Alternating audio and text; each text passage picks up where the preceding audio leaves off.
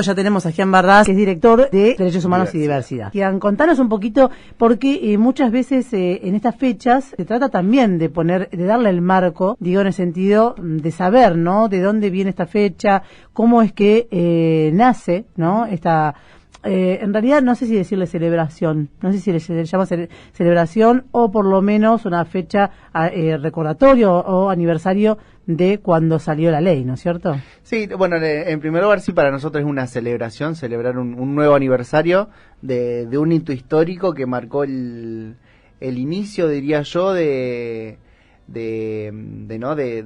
garantizar derechos para la población LGBT. Fue el primer gran logro.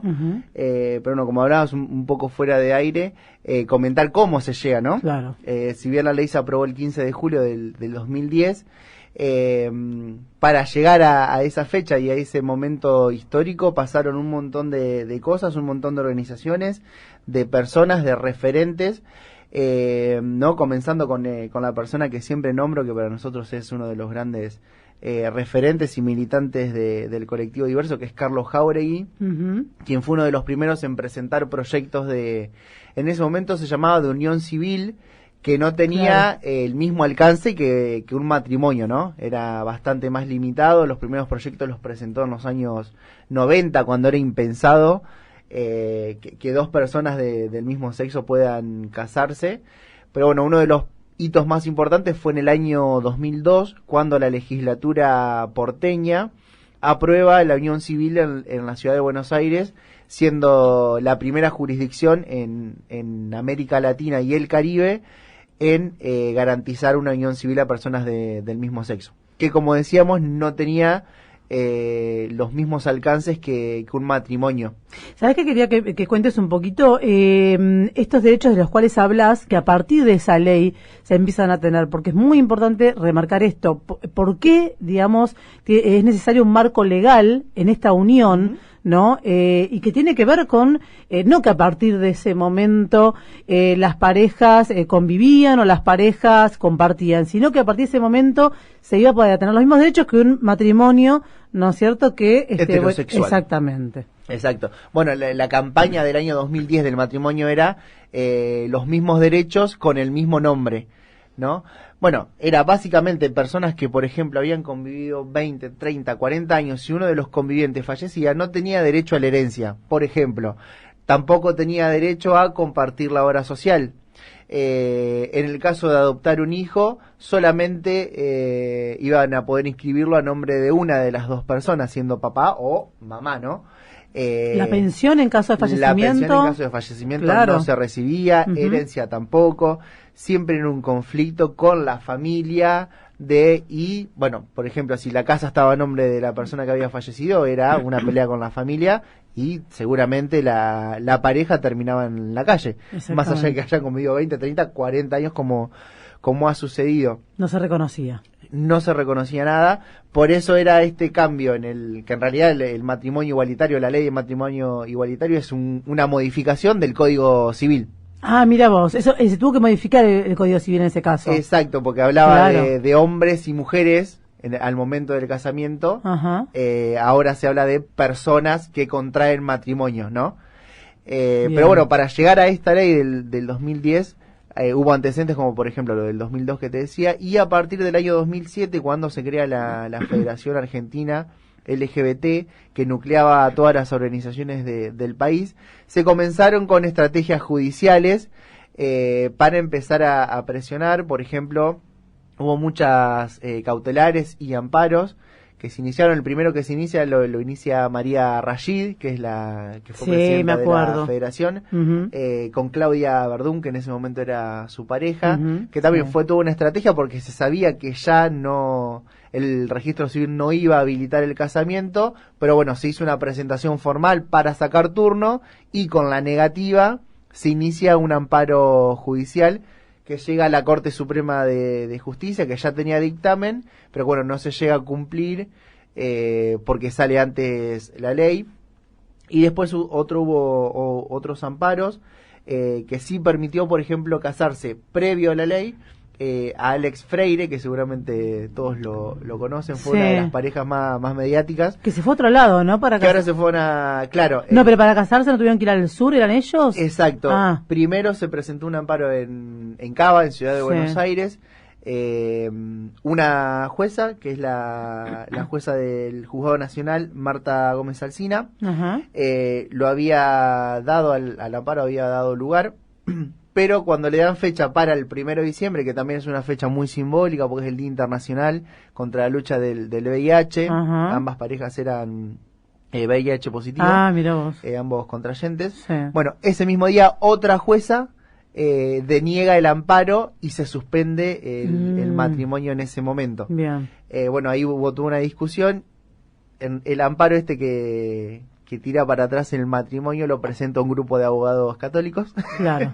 Y sí. Y con el apoyo del gobierno de la ciudad, que en ese momento estaba el amigo Macri, deciden suspender el matrimonio acatando el fallo que no permitía el casamiento. Pero bueno, como decías vos, terminan yéndose al sur porque Fabiana Ríos, en ese momento gobernadora de la provincia, toma el fallo favorable para casarse y habilita a través de un decreto el casamiento de ambos. Después, por otro lado, otra pareja de la CHA, de la comunidad homosexual argentina, se casa en España y viene a Argentina tratando de que se lo reconozca. Ah, mira. Como otra forma de presionar. Ajá. Después también está el casamiento de Ramona, de Cachita, Sí. y Norma, que fueron las primeras parejas de lesbianas en casarse. Ah, bueno, mira. todos estos matrimonios se consiguieron antes del 2010 de que salga la ley a través de fallos judiciales Ah, mirá vos. que declaraban la inconstitucionalidad del Código Civil porque limitaba el matrimonio solamente a parejas heterosexuales. Claro. Entonces, por suerte hubo jueces y fiscales que sí entendieron que era un limitante y estaba vulnerando derechos, y a través de la vía judicial se habilitaron estos matrimonios. Y estas parejas, digamos, teniendo que presentar también por ahí estos testigos que demostraban que hacía tantos años que hacía estaban tantos años juntos. que estaban, claro, y demás. Claro. Fue todo un caminito que Yo lo recuerdo llevó mucho años. todo eso. Recuerdo mucho, digamos, sobre todo por el pesar, ¿no? De las parejas en el sentido de decir, bueno, es la persona, es mi compañero de vida, quiero que esta persona pueda heredar, pueda tener, en quedarse con nuestra casa en el caso de que me pase algo, Y ¿no todo es ese cierto? proyecto de vida que se construyó en conjunto. Que se construya generalmente en familia, digo, ¿no? Exacto. O sea, pero me parecía muy importante y digo, aparte porque conocía personas en su momento en Buenos Aires que hacía muchísimos años que estaban en pareja y que lamentablemente no era reconocida esa unión, ¿no? Y me parecía terrible por la cantidad de años que estaban en pareja, Exacto. ¿no? Así que bueno, Sí, muchas parejas que quedaron importantísimo. en el camino, ¿no? Sí, desde ya, Que quedaron por fuera del matrimonio Que y ese padecieron reconocimiento. eso, ¿no? Claro, que padecieron todas estas penurias de las que hablábamos. La Tal verdad cual. que tremendo. Bueno, Gian, otra de las cosas importantes que pasó también, creo que no fue esta semana, fue la semana anterior, fue la presentación del Plan Provincial de Salud Mental. Estuviste ahí también vos, ¿no? Sí, el viernes pasado se hizo en la Universidad Nacional de Lanús la presentación del Plan Provincial Sí. de Salud Mental 2022-2027, ¿no? Ah, Proyectando mira. a 5 años, que estuvimos, bueno, con Julito Alenguiti, del director administrativo Sí. del hospital, con Sabina Solari de Discapacidad y Ali Farías del CPA de Salud Mental. Sí. Que bueno, fuimos a acompañar este hito histórico, que es la primera vez que un gobierno provincial plasma en un documento las acciones a seguir en este cambio de paradigma y en consonancia, ¿no?, con la ley de salud mental, que ya hace muchos años que se aprobó, Sí. pero bueno, siempre quedó pendiente esa efectiva implementación, Sí. ¿no? Viéndolo desde lo que es derechos humanos y en mi caso particular como profesional también de la salud mental como acompañante. Sí. La verdad que fue un hito histórico que por primera vez la provincia cree un documento con lineamientos claros, bueno, y con recursos fundamentalmente para empezar a transformar lo que son los sistemas de salud mental y generar un cambio de paradigma en consonancia con la ley de salud mental y con una perspectiva fundamentalmente de derechos humanos. En torno a eso, preguntarte una cosita más, nada más. ¿Hay alguna disposición, digamos, que parte de la presentación del plan provincial a nivel implementación en los municipios, por ejemplo? ¿Qué digamos, les sirve a ustedes como locales para poder implementarlo acá en Baradero. Sí, bueno, acá de a poco, si bien no nos falta todavía, se viene trabajando en el reordenamiento, digamos, del sistema. Pero bueno, el año pasado se firmó, y esto te lo va a poder explicar bien Alicia después, se firmó un convenio para la creación de un centro de día provincial. Sí, nos había contado Alicia. Exacto, del CPA, que va a ser también fundamental para nuestra ciudad, para tener un espacio de contención, ¿no? Para las personas que estén atravesando alguna problemática de salud mental. Es algo como municipio que nos viene muy bien y va a reforzar el sistema municipal, digamos. Y se habló también de la digitalización, ¿puede ser a nivel salud para unificar la provincia de Buenos Aires? Claro, se implementó el sistema de historias clínicas virtuales, al que el municipio, el otro día lo contaba Julio también, se adhirió y se va a empezar a trabajar en tener historias clínicas virtuales, exacto, unificadas. Bueno. Y bueno, y de rápido acceso también a la persona, porque es un derecho del paciente, ya que la historia clínica no es como antes, que la titularidad la tiene el establecimiento de salud, exacto, sino que es un documento personal.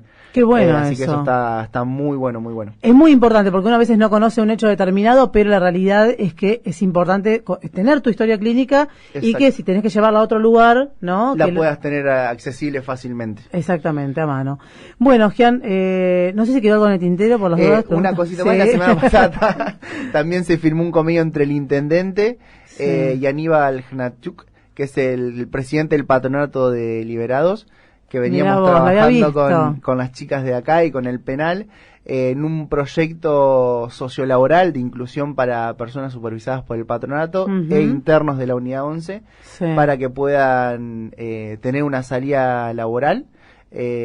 Así que bueno, fue también muy importante, es la primera vez que se firma un convenio de este estilo entre el patronato y el municipio, así que bueno, estamos trabajando con este proyecto que ya veníamos desde el año pasado, para que los chicos puedan trabajar en espacios verdes, en el área de espacios verdes.